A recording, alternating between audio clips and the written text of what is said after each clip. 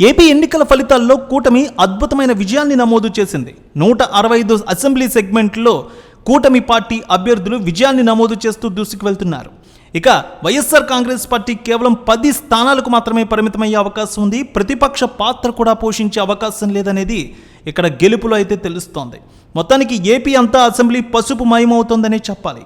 Telugu Desam party అధినేత చంద్రబాబు ఇంట సంబరాలు నెలకొన్నాయి. చంద్రబాబు కుటుంబ సభ్యులతో పాటు ఇటు స్నేహితులు బంధుమిత్రులందరూ కూడా నివాసానికి చేరుకున్నారు. పెద్ద ఎత్తున సంతోషాన్ని వ్యక్తం చేశారు. ఇక ఆయన ఇంట్లో సంబరాలకు సంబంధించిన విజువల్స్ అలాగే ఫోటోలు వీడియోలు కూడా వైరల్ అవుతూ ఉన్నాయి. నారా లోకేష్ అలాగే భువనేశ్వరి తండ్రి చంద్రబాబు నాయుడు అలాగే మనవడు దేవాంశ్ అందరూ కూడా కలిసి కేక్ కట్ చేసిన విజువల్స్ కూడా బయటకు వైరల్ అవుతూ ఉన్నాయి. ఇక ముఖ్యంగా చెప్పాలంటే నారా లోకేష్ విజయాన్ని పార్టీ శ్రేణులు బాగా సెలబ్రేట్ చేసుకుంటున్నారు. ఎక్కడో అసలు తెలుగుదేశం పార్టీకి విజయానికి దూరంగా ఉన్నటువంటి సెగ్మెంట్ మంగళగిరి 1985లో తప్ప తర్వాత మళ్ళీ విజయాన్నే నమోదు చేయలేంటి ఆ సెగ్మెంట్లో నారా లోకేష్ ఈసారి అక్కడ గెలుపొందడం జరిగింది. 2019లో ఓటమి పాలైనా సరే ఆ సెగ్మెంట్ని విడిచిపెట్టలేదు నారా లోకేష్.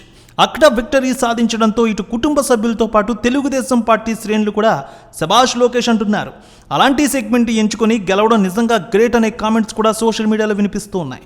మంగళగిరి సెగ్మెంట్లో మంచి మెజారిటీతో నారా లోకేష్ విజయం సాధించడం పట్ల టీడీపీ శ్రేణులు కూడా చాలా ఆనందంలో ఉన్నారు. మొత్తానికి తెలుగుదేశం పార్టీ నాయకులు రాష్ట్ర వ్యాప్తంగా సంబరాల్లో మునిగిపోయారు.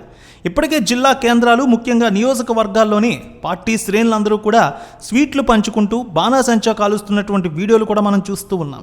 పెద్ద ఎత్తున అమరావతి ప్రాంతానికి కూడా పార్టీ నాయకులు కూడా చేరుకుంటున్నారు. మరి కాసేపట్లో చంద్రబాబు నాయుడు మీడియాతో మాట్లాడబోతున్నారు. చంద్రబాబు నాయుడు ఏం మాట్లాడతారనే దాని గురించి కూడా ఇప్పుడు అందరూ ఎదురు చూస్తూ ఉన్నారు. అమరావతి రాజధానిగా చంద్రబాబు ఇక ముందుకు వెళ్ళనున్నారు. మొత్తానికి వైఎస్ఆర్ కాంగ్రెస్ పార్టీ అసలు కలలో కూడా ఊహించని ఫలితాలు వస్తున్నాయనే చెప్పాలి. 10 సీట్లకు మాత్రమే వైసీపీ పరిమితమైంది. ఇక తెలుగుదేశం పార్టీ అభిమానులు కార్యకర్తలు నాయకులు కూడా సంబరాల్లో ఉన్నారు. వాటికి సంబంధించిన విజువల్స్ కూడా మనం చూడొచ్చు.